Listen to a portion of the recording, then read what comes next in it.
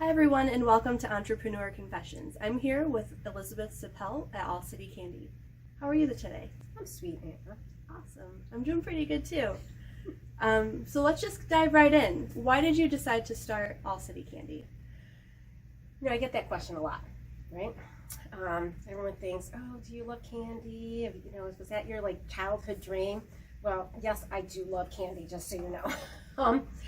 But I really, since I grew up in an entrepreneurial household, my father was a business owner and my mom worked side by side with him.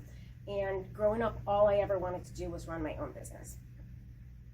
So it took me a long time to get there, right?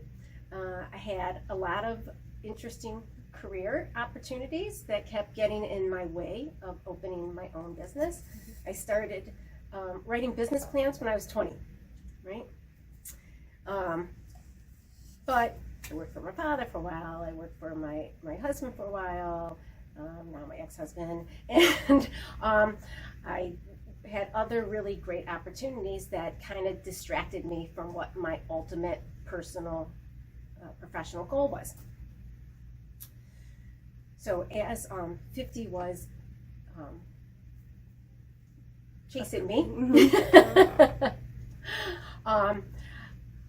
I didn't want to wait anymore. I didn't want to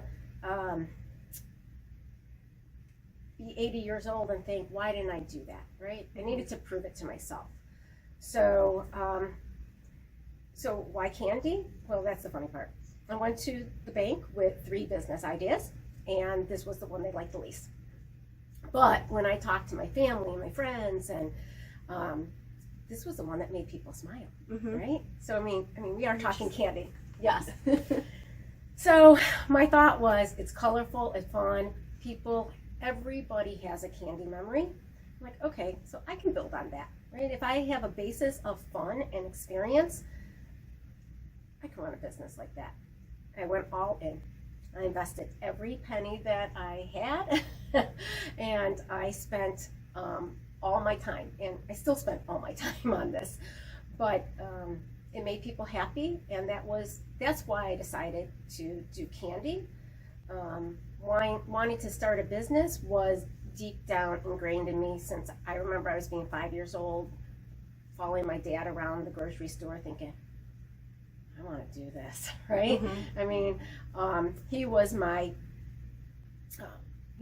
role model and my hero, and I wanted to emulate that, and I wanted to prove that I could do this.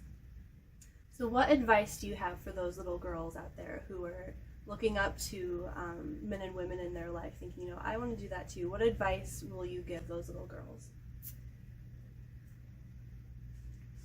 So I'm going to step back for a second. One of the biggest reasons why I didn't do this earlier is I was discouraged from outside forces, right? As much as my dad was my hero, it'd be like, go support your husband, go work with him, that's what you should do. And so I did. I supported everybody else's dreams. And that was fine, don't get me wrong. I got a lot of great experiences. I learned, I grew, it was wonderful. But I wasn't chasing my own dreams, right? And so I would say, chase your own dreams, right? It's okay to help people with their dreams, but don't discount your own dreams. And that is why it took me so long to actually jump in. It took me a long time to get that confidence to say, come on, girlfriend, you can do this, right? So when someone comes to me and they have a dream, I encourage them, go for it. What's the worst thing? I was at the point I felt like if I failed, at least I tried, right? But yeah, I'm a pretty hard worker. When things aren't going right, you just got to change direction and make it work. So yeah, you got to follow your dream. So thank you for answering my question today.